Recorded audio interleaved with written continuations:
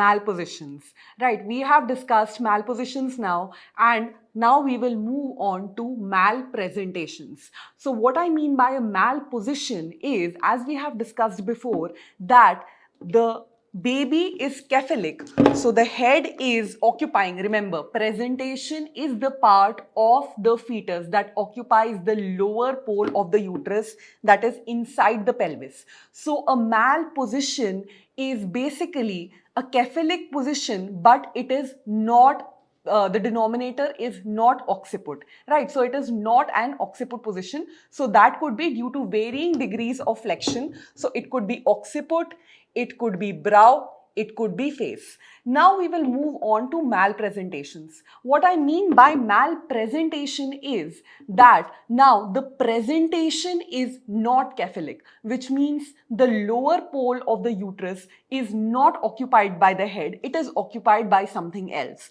So what is this something else? This something else could be the lower part of the fetal body, or it could be lying in a transverse lie, and it could be the shoulder. So if I talk about the presentation, this is the maternal pelvis, this is the fetus. So this is a cephalic presentation, this is a breech presentation, and this is a transverse presentation. This is a transverse presentation. So today we are going to start by talking about breech presentation.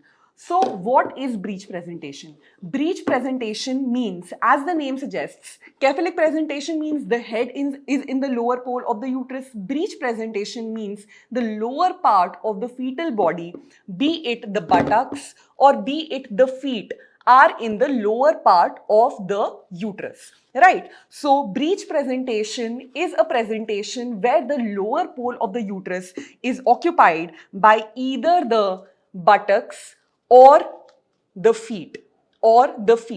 Now the incidence of breech presentation at term is around 3%. It is around 3%, and it is more common to have breech presentation in preterm babies because the baby is floating around, there is an excess liquor, and it keeps on changing its position. But near term, there is a tendency for the head to come down. So in a normal uterus with no other problems, it is more common to have breech presentation in a preterm baby. However, if I talk about other problems that can cause breech presentation, it could be that there is a uterine malformation. For example, there could be a septum in the uterus, or it could be a bicornuate uterus, some problem with the uterine space that prevents the head from coming down.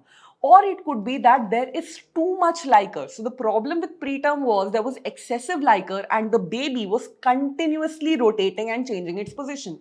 So if there is polyhydramnios, this baby can have an unstable position and fail to become a cephalic presentation at term. Conversely, if the baby has less liquor or oligohydramnios, it could get stuck in breech presentation in the previous presentation that it was in, which could well be a breech presentation. So in abnormalities of liquor, in abnormalities of uterus, in preterm babies, breech presentation is common. Other places where breech presentation may be common is where there is no space in the lower uterine segment to accommodate the head, which means if the placenta is low-lying and blocking the lower uterine segment, the head will not be able to fit in, and breech presentation is favored. Apart from that, if there are any fetal anomalies, especially anomalies of the fetal head, for example, if this baby did not have a normal sized head, if there was a hydrocephalus, which meant that the baby had a large head, we know that the fundus has a larger area, so the baby adapts in a way, and this baby, instead of becoming cephalic, the large head rotates to occupy the greater space provided in the fundus. So these are the risk factors that cause breech presentation. In conditions, that are going to be repetitive, for example, uterine anomalies, right? If a uterine anomaly is not corrected, if, for example, it is a septate uterus, then there is a possibility that even in her next pregnancy, this patient is going to have a breech presentation, right? So what we have learned till now is breech presentation is around 3% at term, more common in preterm babies, malformations of uterus, defective placentation or placentation in the lower uterine segment, right? Defects in the liquor, be it polyhydramnios or oligohydramnios, or fetal anomalies. So these are the risk factors for breech presentation. Now, if I talk about the classification of breech presentation, there are three types of breech. The three types of breech will depend on the attitude of the baby. Now, if you remember the terminology of labor, the attitude of the baby is the fetal parts, the relation of fetal parts to one another. And the universal attitude is usually of flexion, especially if everything is normal and the baby is cephalic. So this is the attitude of universal flexion. So you can see the head is flexed, you can see the shoulders are flexed, the elbows are flexed, there is flexion at the hip joint and there is flexion at the knee joint, right? So if instead of cephalic, this becomes breech, this becomes breech, this is called a flexed breech. This is called a flexed breech or a complete breech. However, if there is some degree, so if the baby is lying like this in the uterus, then it is going to be a flexed breech.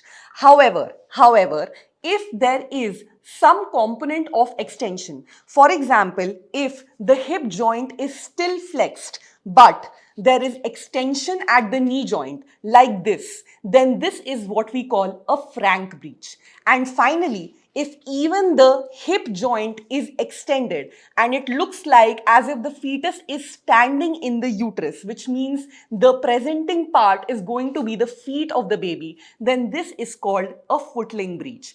Right. So needless to say, and we will discuss this later when we discuss transverse lie and cord prolapse. So what happens in footling breech is that the cervix is going to dilate. The cervix is going to dilate, and the moment it dilates and there is a rupture of membranes, because there is nothing blocking the os that is dilating, what will happen is that this cord will fall out of the cervix, and this is what we call a cord prolapse. This is what we call a cord prolapse, and this is a potentially very dangerous condition for the fetus. It can lead to intrauterine death. It is an obstetric emergency and has to be taken to the OT immediately.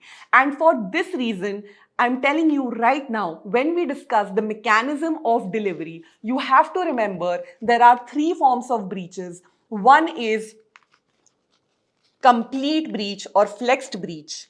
One is frank breech, and the last is footling breech. And I want you to remember this, that because in the first two, the buttocks are blocking the cervix, so the cord has a lesser chance of falling out.